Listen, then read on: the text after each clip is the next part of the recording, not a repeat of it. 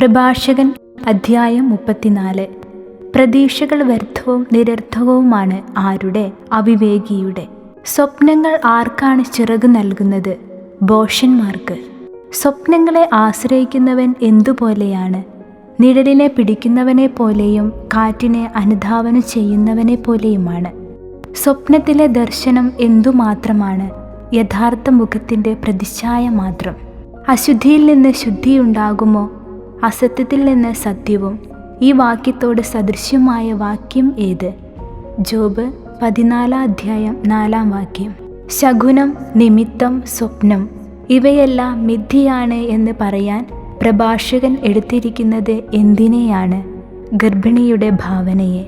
അത്യുന്നതങ്ങളിൽ നിന്നുള്ള ദർശനം അല്ലെങ്കിൽ അതിനെ എന്തു ചെയ്യാനാണ് പ്രഭാഷകൻ പറയുന്നത്? അവഗണിക്കാൻ. സ്വപ്നങ്ങൾ അനേകരെ വഞ്ചിച്ചിട്ടുണ്ട്. അവയെ ആശ്രയിക്കുന്നവൻ പരാജയപ്പെട്ടിട്ടുണ്ട്. അധ്യായം വാക്യവും എഴുതുക. പ്രഭാഷകൻ 37:7. വിജ്ഞാനത്തിന് പൂർണ്ണത ലഭിക്കുന്നത് എവിടെ? സത്യസന്ധമായ ചുണ്ടുകളിൽ. വളരെ കാര്യങ്ങൾ അറിയുന്നു എന്ന് പറയുന്നത് ആരെ പറ്റിയാണ്? വിദ്യാസമ്പന്നൻ. വിവേകത്തോടെ സംസാരിക്കുന്നു എന്ന് പ്രഭാഷകൻ പറയുന്നത് ആരെ പറ്റിയാണ്? അനുഭവസമ്പന്നൻ. അനുഭവജ്ഞാനം ഇല്ലാത്തവന് എന്ത് സംഭവിക്കും? അറിവ് കുറയും. കഴിവുറ്റവനാകുന്നത് ആരാണ്? യാത്ര ചെയ്തിട്ടുള്ളവൻ. പ്രകടിപ്പിക്കാൻ കഴിയുന്നതിനേക്കാൾ കൂടുതൽ പ്രഭാഷകൻ എന്തു ചെയ്യുന്നു? ഗ്രഹിക്കുന്നു. മാരകമായ അപകടങ്ങളിൽ പലപ്പോഴും പെട്ടിട്ട് പ്രഭാഷകനെ രക്ഷിച്ചത് എന്ത്? അനുഭവജ്ഞാനം. അനുഭവജ്ഞാനം രക്ഷിച്ചത് ആരെ? പ്രഭാഷകനെ. ദൈവഭക്തന്റെ പ്രത്യാശ ആരിലാണ്? അവൻ്റെ രക്ഷകനിൽ. അധീരനാവുകയോ ഭീരുത്വം പ്രകടിപ്പിക്കുകയോ ഇല്ല എന്ന് പ്രഭാഷകൻ പറയുന്നത് ആരെ? കർത്താവിനെ ഭയപ്പെടുന്നവൻ. കർത്താവിനെ ഭയപ്പെടുന്നവൻ്റെ പ്രത്യാശ ആരിലാണ്? കർത്താവിൽ. പ്രഭാഷകൻ 34:16 സമാനമായ വാക്യം ഏത്? സങ്കീർത്തനം 33:18. കർത്താവ് കടാക്ഷിക്കുന്നത് ആരെയാണ്? തന്നെ സ്നേഹിക്കുന്നവരെ. കർത്താവ് തന്നെ സ്നേഹിക്കുന്നവർക്ക് എങ്ങനെയായിരിക്കുന്നുവെന്നാണ് 34:19 പറയുന്നത്.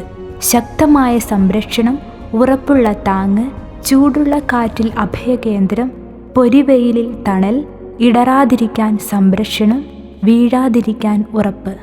അവിടുന്ന് ആത്മാവിനെ ഉത്തേജിപ്പിക്കുന്നത് എന്തിനെയാണ് പ്രകാശിപ്പിക്കുന്നത്? കണ്ണുകളെ. അവിടുന്ന് എന്തൊക്കെയാണ് പ്രദാനം ചെയ്യുന്നത്? അവിടുന്ന് സൗഖ്യവും ജീവനും അനുഗ്രഹവും പ്രദാനം ചെയ്യുന്നു. അന്യായമായ സമ്പത്തിൽ നിന്നുള്ള ബലി എന്തുപോലെയാണ്? പങ്കിലമാണ്. ആരുടെ കാഴ്ചകളാണ് സ്വീകാര്യമല്ലാതാവുന്നത്? നിയമനിഷേധകൻ്റെ. അത്യുന്നതൻ പ്രസാദിക്കാത്തത് ആരുടെ ബലിയിലാണ്? ദൈവഭക്തി ഇല്ലാത്തവൻ്റെ ബലികളിൽ. അവൻ എത്ര ബലിയർപ്പിച്ചാലും അവിടുന്ന് പ്രസാദിക്കുകയോ പാപമോചനം നൽകുകയോ ഇല്ല. ആരുടെ ബലിയിൽ? ദൈവഭക്തി ഇല്ലാത്തവൻ്റെ ബലികളിൽ. ദരിദ്രൻ്റെ സമ്പത്ത് തട്ടിയെടുത്ത് ബലിയർപ്പിക്കുന്നവൻ എന്തുപോലെയാണ്? പിതാവിൻ്റെ മുൻപിൽ വെച്ച് പുത്രനെ കൊല്ലുന്നവനെ പോലെയാണ്. ദരിദ്രൻ്റെ ആഹാരം എന്ത്? അവൻ്റെ ജീവൻ. ദരിദ്രൻ്റെ ആഹാരം അപഹരിക്കുന്നവൻ ആരാണ്? കൊലപാതകിയാണ്. ആരുടെ ഉപജീവനമാർഗം തടയുന്നവൻ അവനെ കൊല്ലുകയാണ്? അയൽക്കാരൻ്റെ. അയൽക്കാരൻ്റെ കൂലി കൊടുക്കാതിരിക്കുന്നതിനെ എന്തിനോട് സാമ്യപ്പെടുത്തിയിരിക്കുന്നു? രക്തച്ചൊരിച്ചിലിനോട്. ആർക്ക് കൂലി കൊടുക്കാതിരിക്കുന്നത് രക്തച്ചൊരിച്ചിൽ ആണ് എന്ന് പ്രഭാഷകൻ പറയുന്നത്? വേലക്കാരന്.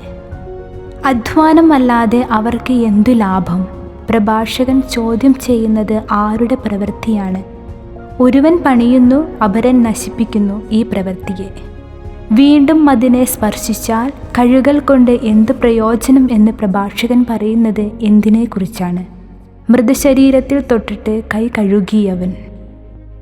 എന്തിനെ പ്രതി ഉപവസിച്ചിട്ട് വീണ്ടും അത് ചെയ്താൽ അവൻ്റെ പ്രാർത്ഥന ആര് ശ്രവിക്കും?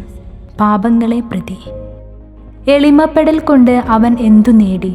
പ്രഭാഷകൻ ചോദിക്കുന്നത് ആരോടാണ്?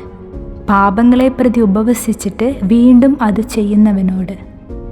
പാപങ്ങളെ പ്രതി ഒരുവൻ ചെയ്യുന്നത് എന്ത്? ഉപവാസം. അധ്യായം 35. നിയമം പാലിക്കുന്നത് എന്തിനു തുല്യമാണ്? നിരവധി ബലികൾ അർപ്പിക്കുന്നതിന് തുല്യമാണ്.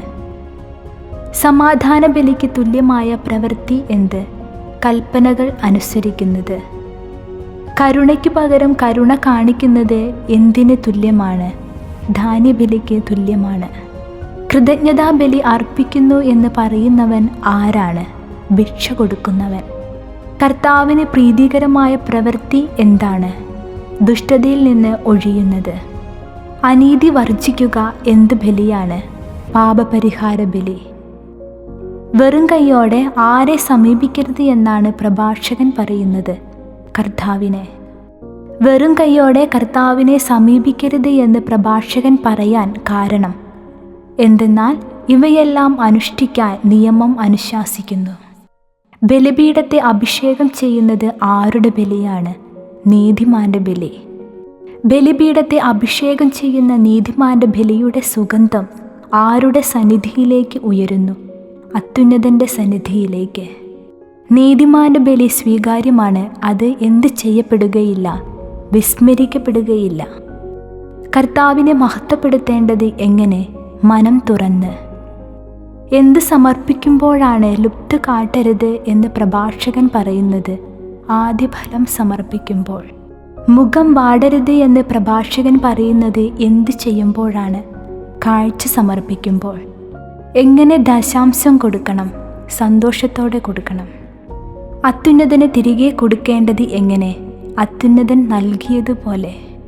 പ്രതിഫലം നൽകുന്ന കർത്താവ് തിരികെ നൽകുന്നത് എങ്ങനെ?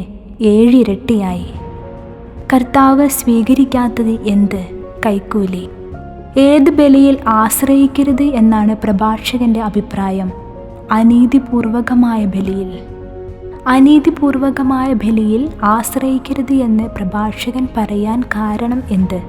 കർത്താവ് പക്ഷപാതം ഇല്ലാത്ത ന്യായാധിപനായതുകൊണ്ട്. ദരിദ്രനോട് പക്ഷപാതം കാണിക്കാത്തവൻ ആര്? കർത്താവ്. കർത്താവ് അവഗണിക്കാത്തത് ആരുടെയെല്ലാം പ്രാർത്ഥനകൾ?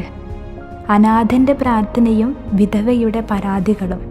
തൻ്റെ കണ്ണീരിന് കാരണമായവനെതിരായി വിലപിക്കുന്നത് ആര്? വിധവ. കർത്താവിന് സ്വീകാര്യമായവൻ ആര്? കർത്താവിന് പ്രീതികരമായ ശുശ്രൂഷ ചെയ്യുന്നവൻ. കർത്താവിന് പ്രീതികരമായ ശുശ്രൂഷ ചെയ്യുന്നവൻ്റെ പ്രാർത്ഥന എത്തുന്നത് എവിടെ? മേഘങ്ങളോളം. മേഘങ്ങളോളം എത്തുന്നത് ആരുടെ പ്രാർത്ഥനയാണ്? കർത്താവിന് പ്രീതികരമായ ശുശ്രൂഷ ചെയ്യുന്നവൻ്റെ പ്രാർത്ഥന. മേഘങ്ങൾ തുളച്ചു കയറുന്ന പ്രാർത്ഥന ആരുടെ? വിനീതൻ്റെ. മേഘങ്ങളോളം തുളച്ചു കയറുന്ന പ്രാർത്ഥന കർത്തൃസന്നിധിയിലെത്തുന്നതുവരെ അസ്വസ്ഥരാകുന്നത് ആര്? വിനീതൻ. ന്യായവിധി നടത്തി നിഷ്കളങ്കന് നീതി നൽകുന്നത് ആര്? അത്യുന്നതൻ. ന്യായവിധി നടത്തി നീതി നൽകാൻ അത്യുന്നതൻ ദർശിക്കുന്നതുവരെ പിൻവാങ്ങുകയില്ലാത്തത് ആര്? നിഷ്കളങ്കൻ. വൈകുകയോ സ്വസ്ഥനായിരിക്കുകയോ ഇല്ല എന്ന് പ്രഭാഷകൻ പറയുന്നത് ആര്? കർത്താവ്. കർത്താവ് അരക്കെട്ട് തകർക്കുന്നത് ആരുടെ? നിർദ്ധയൻ്റെ. കർത്താവ് പകരം വീട്ടുന്നത് ആരോട്? ജനതകളോട്. കർത്താവ് ധിക്കാരികളുടെ കൂട്ടത്തെ എന്തു ചെയ്യുന്നു? നിർമ്മാർജ്ജനം ചെയ്യുന്നു. കർത്താവ് ചെങ്കോൽ തകർത്ത് കളയുന്നത് ആരുടെ? അനീതി പ്രവർത്തിക്കുന്നവൻ്റെ. പ്രവൃത്തിക്കൊത്ത് കർത്താവ് പ്രതിഫലം നൽകുന്നത് ആർക്ക്? മനുഷ്യന്. കർത്താവ് പ്രയത്നങ്ങൾക്ക് പ്രതിഫലം നൽകുന്നത് എങ്ങനെ? വൈഭവത്തിന് അനുസരിച്ച്. തൻ്റെ ജനത്തിൻ്റെ പരാതികൾക്ക് വിധി കൽപ്പിച്ച് അവരെ കർത്താവ് ആരംഭിക്കുന്നത് എങ്ങനെ? തൻ്റെ കരുണയിൽ. വരൾച്ചയുടെ നാളിലെ മഴക്കാറിനെ ഉപമിച്ചിരിക്കുന്നത് എന്തിനോട്? കഷ്ടതയിൽ കർത്താവിൻ്റെ കരുണയോട്. കഷ്ടതയിൽ കർത്താവിൻ്റെ കരുണ നൽകുന്നത് എന്ത്? ആശ്വാസം. അധ്യായം 36. ഞങ്ങളുടെ മേൽ കാരുണ്യപൂർവ്വം കടാക്ഷിക്കണമേ എന്ന് പ്രഭാഷകൻ പ്രാർത്ഥിക്കുന്നത് ആരോട്? എല്ലാറ്റിൻ്റെയും ദൈവമായ കർത്താവിനോട്. എല്ലാറ്റിൻ്റെയും ദൈവമായ കർത്താവിനോട് പ്രഭാഷകൻ പ്രാർത്ഥിച്ചത് എന്താണ്? ജനതകളും അങ്ങയെ ഭയപ്പെടാൻ ഇടയാക്കണമേ എന്ന്. എല്ലാറ്റിൻ്റെയും ദൈവമായ കർത്താവിനോട് അന്യജനതകൾക്കെതിരെ എന്ത് ചെയ്യാനാണ് പറഞ്ഞത്? അന്യജനതകൾക്കെതിരെ കരമുയർത്താൻ. അഭിപ്രായത്തിൽ അന്യജനതകൾക്കെതിരെ കർത്താവ് കരമുയർത്തേണ്ടത് എന്തിന്? കർത്താവിൻ്റെ ശക്തി അന്യജനതകൾ ദർശിക്കേണ്ടതിന്. പ്രഭാഷകൻ 36 അധ്യായം 4 തിരുവചന പ്രകാരം പ്രഭാഷകന്റെ പ്രാർത്ഥന എന്താണ്? അവരുടെ മുൻപിൽ ഞങ്ങൾ അങ്ങയെ മഹത്വപ്പെടുത്തുന്നത് പോലെ ഞങ്ങളുടെ മുൻപിൽ അവർ അവിടുത്തെ മഹത്വപ്പെടുത്തുവാൻ ഇടയാക്കണമേ എന്ന്. കർത്താവേ, ഞങ്ങൾ അങ്ങയെ അറിഞ്ഞതുപോലെ ആരാണ് അങ്ങയെ അറിയേണ്ടത്? അന്യജനതകൾ. അന്യജനതകൾ അങ്ങയെ അറിയുക മാത്രമല്ല, പിന്നെ എന്തുകൂടി മനസ്സിലാക്കുകയും ചെയ്യണമെന്നാണ് പ്രഭാഷകന്റെ ആഗ്രഹം. അങ്ങല്ലാതെ മറ്റൊരു ദൈവമില്ലെന്ന്. കർത്താവിൻ്റെ കരബലം എങ്ങനെ പ്രകടമാക്കണം എന്നാണ് പ്രഭാഷകൻ പറയുന്നത്. അടയാളങ്ങളും അത്ഭുതങ്ങളും പ്രവർത്തിച്ച് ശത്രുവിനെ നിശേഷം നശിപ്പിക്കേണ്ടത് എങ്ങനെ? കോപത്തെ ഉണർത്തി ക്രോധം വർദ്ധിച്ച്. കർത്താവ് കാലത്തെ ധരിപ്പിക്കേണ്ടത് എങ്ങനെ? വാഗ്ദാനം അനുസരിച്ച്. കർത്താവിൻ്റെ കരുത്തേറിയ പ്രവർത്തനങ്ങളെ ജനം ചെയ്യേണ്ടത് എന്ത്? പ്രകീർത്തിക്കണം. കർത്താവിൻ്റെ കരുത്തേറിയ പ്രവർത്തനങ്ങളെ പ്രകീർത്തിക്കേണ്ടത് ആര്? ജനം. അവശേഷിക്കുന്നവന് എന്താണ് സംഭവിക്കേണ്ടത്? കർത്താവിൻ്റെ കോപാഗ്നിയിൽ ദഹിക്കണം. കർത്താവിൻ്റെ ജനത്തെ ദ്രോഹിക്കുന്നവർക്ക് എന്ത് സംഭവിക്കണം? നാശമടയണം. ഞങ്ങൾക്ക് തുല്യം മറ്റാരുമില്ല എന്ന് ജ്വലിക്കുന്ന ശത്രു രാജാക്കന്മാർക്ക് സംഭവിക്കേണ്ടത് എന്താണ്? അവരുടെ തല തകർക്കണം. ഒരുമിച്ച് കൂട്ടേണ്ടത് ആരുടെ ഗോത്രങ്ങളെ? യാക്കോബിൻ്റെ ഗോത്രങ്ങളെ. യാക്കോബിൻ്റെ ഗോത്രങ്ങളെ ഒരുമിച്ച് കൂട്ടിയിട്ട് അവർക്ക് നൽകേണ്ടത് എന്ത്? അവരുടെ അവകാശം. കർത്താവിൻ്റെ കരുണയുണ്ടാകണമേ എന്ന് പ്രഭാഷകൻ പ്രാർത്ഥിക്കുന്നത് ആർക്കെല്ലാം വേണ്ടി? അങ്ങയുടെ നാമത്തിൽ വിളിക്കപ്പെട്ട ജനത്തിൻ്റെ മേൽ, ഇസ്രായേലിൻ്റെ മേൽ, യാക്കോബിൻ്റെ ഗോത്രങ്ങളുടെ മേൽ, സിയോൻ്റെ മേൽ. ഇസ്രായേലിനെ പരിഗണിച്ചിരിക്കുന്നത് എങ്ങനെ? ആദിജാതനെ പോലെ.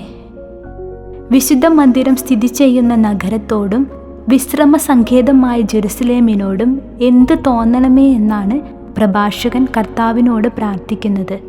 കരുണ തോന്നണമേ എന്ന്. കർത്താവിൻ്റെ വിശ്രമ സങ്കേതമായ നഗരം ഏത്? ജെറുസലേം. കർത്താവിൻ്റെ അത്ഭുത പ്രവൃത്തികളുടെ ഘോഷം കൊണ്ട് നിറഞ്ഞിരിക്കണം എന്ന് പ്രഭാഷകൻ പറയുന്നത് എന്ത്? സിയോൻ. കർത്താവിൻ്റെ മഹത്വം കൊണ്ട് നിറയേണ്ടത് എന്ത്? കർത്താവിൻ്റെ ആലയത്തെ. സാക്ഷ്യം നൽകണമേ എന്ന് പ്രഭാഷകൻ പറയുന്നത് ആർക്ക്? ആദ്യ സൃഷ്ടികൾക്ക്. കർത്താവിന് വേണ്ടി കാത്തിരിക്കുന്നവർക്ക് നൽകേണ്ടത് എന്ത്? പ്രതിഫലം. ആരുടെ വിശ്വസ്തതയാണ് തെളിയിക്കേണ്ടത്? പ്രവാചകന്മാരുടെ. ആർക്ക് നൽകിയ അനുഗ്രഹത്തിനൊത്ത് അങ്ങയുടെ ദാസരുടെ പ്രാർത്ഥന കേൾക്കണമേ എന്നാണ് പ്രഭാഷകൻ കർത്താവിനോട് പറയുന്നത്? അഹ്റോൻ്റെ. ഭൂമിയിലുള്ള സകല ജനതകളും അറിയേണ്ടത് എന്ത്? അങ്ങാണ് യുഗങ്ങളുടെ ദൈവമായ കർത്താവ് എന്ന്. ഏത് ഭക്ഷണവും സ്വീകരിക്കുന്നത് എന്ത്? ഉദരം. രുചി കൊണ്ട് ഇറച്ചി തിരയുന്നത് എന്ത്? നാവ്. വ്യാജ വാക്ക് തിരയുന്നത് എന്ത്? സൂക്ഷ്മബുദ്ധി. ദുഃഖം വിതയ്ക്കുന്നത് എന്ത്? കുടിലബുദ്ധി. ദുഃഖം വിതയ്ക്കുന്ന കുടിലബുദ്ധിക്ക് പകരം വീട്ടുന്നത് ആര്? അനുഭവസമ്പന്നൻ. ഏത് പുരുഷനെയും സ്വീകരിക്കുന്നത് ആര്? സ്ത്രീ. എല്ലാ സ്ത്രീകളെയും അനുരൂപങ്ങളായി പരിഗണിക്കാത്തത് ആര്? പുരുഷൻ. പുരുഷനെ സന്തുഷ്ടനാക്കുന്നത് എന്ത്? സ്ത്രീയുടെ സൗന്ദര്യം. പുരുഷൻ മറ്റെല്ലാ ആഗ്രഹങ്ങൾക്കും ഉപരിയായി കണക്കാക്കപ്പെടുന്നത് എന്ത്? സ്ത്രീയുടെ സൗന്ദര്യം. ഒരു ഭർത്താവ് മറ്റുള്ളവരെക്കാൾ ഭാഗ്യവാനാകുന്നത് എപ്പോൾ? ഭാര്യയുടെ സംഭാഷണം വിനയവും സൗമ്യതയും നിറഞ്ഞതാകുമ്പോൾ. പുരുഷൻ്റെ ഏറ്റവും വലിയ സമ്പത്ത് എന്ത്? ഭാര്യ. പുരുഷൻ്റെ തുണയും താങ്ങും ആര്? ഭാര്യ.